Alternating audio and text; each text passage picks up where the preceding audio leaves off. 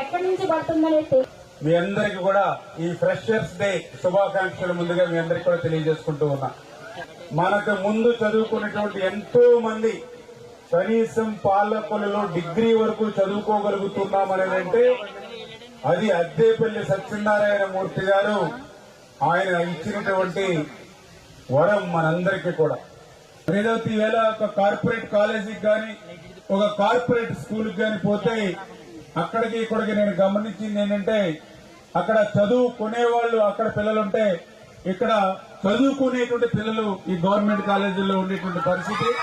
అంచేత అటువంటి చదువుకునేటువంటి మరి మంచి పిల్లలు ఉన్నటువంటి మన ఏఎస్ఎన్ఎం కాలేజీలో మరి రేపు భవిష్యత్తులో మరింత ఉన్నతమైన స్థాయికి మీరు వెళ్లాలనేటువంటి విధంగా ఒక అంబేద్కర్ గారు గాని ఒక అబ్దుల్ కలాం గారు గాని ఇట్లా ఎంతో మంది అమెరికా ప్రెసిడెంట్ అబ్రహం లింకన్ ఆయన కూడా వీధి లైట్ల కింద చదువుకున్న వ్యక్తి. అంటే ఇట్లా చరిత్రలో ఎంతో ఉన్నత స్థాయి కలిగినటువంటి ఎంతో మంది మరి ఈ రకంగా మరి ఇటువంటి స్కూల్స్ నుంచి కాలేజీ నుంచి వచ్చిన వాళ్లే. అంచేత భవిష్యత్తులో కూడా మీరందరూ కూడా అటువంటి ఉన్నతమైన స్థాయికి వెళ్లాలని మనస్ఫూర్తిగా కోరుకుంటూ ప్రతి జనవరిలోనూ జాబ్ క్యాలెండర్ అని చెప్పాడు ఆ రోజు.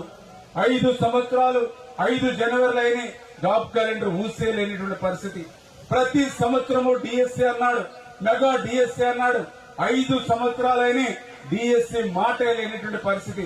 కానీ ఈ రోజు ఎన్డీఏ ప్రభుత్వం ఇచ్చినటువంటి మాటకు కట్టుబడి అధికారంలోకి వచ్చిన తర్వాత ముఖ్యమంత్రి గారి మొట్టమొదటి సంతకం డిఎస్సీ 16,000 టీచర్ల పోస్టుల భర్తీ కోసం మొట్టమొదటి సంతకం మరి చంద్రబాబు నాయుడు గారు పెట్టారు అని అంటే మాట ఇస్తే ఆ మాట నిలుపుకునేటువంటి విధంగా మా మీద ఎన్నో కష్టాలున్నా ఎన్నో ఇబ్బందులున్నా ఎన్నో సమస్యలున్నా ఎందుకంటే ఈ రోజు ఈ రాష్ట్రం మీద 14 లక్షల కోట్ల అప్పు ఈ రోజు మన రాష్ట్రం మీద ఉన్నటువంటి స్థితిలో కూడా ఇటువంటి ఉద్యోగ ఉపాధి అవకాశాలని విద్యావకాశాలని మెరుగుపరచడానికి పనిచేస్తున్నాం అనే విషయాన్ని మీ ద్వారా అందరికి కూడా తెలియజేసుకుంటూ అదేవిధంగా ఈ రోజు ఏదైతే రాష్ట్రంలో నేను ఎక్కడికి వెళ్లి ఏ పని చేసినా నా వల్ల ఏ కొంత ప్రయోజనం కలిగినా ఆ యొక్క థ్యాంక్స్ అన్ని కూడా మళ్లీ మన పాలకులు ప్రజలకే చెప్తూ ఉన్నారు.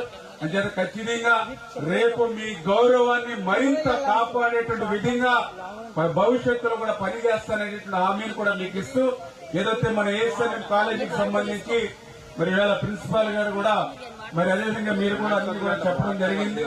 మరి ఏదైతే ఇంకా మీకు ఉన్నటువంటి సమస్యలు ఏవైతే ఉన్నాయో అవన్నీ కూడా తీర్చేటువంటి బాధ్యత కూడా నేను కూడా క్రమబద్దీకరణలో పూర్తి చేస్తా.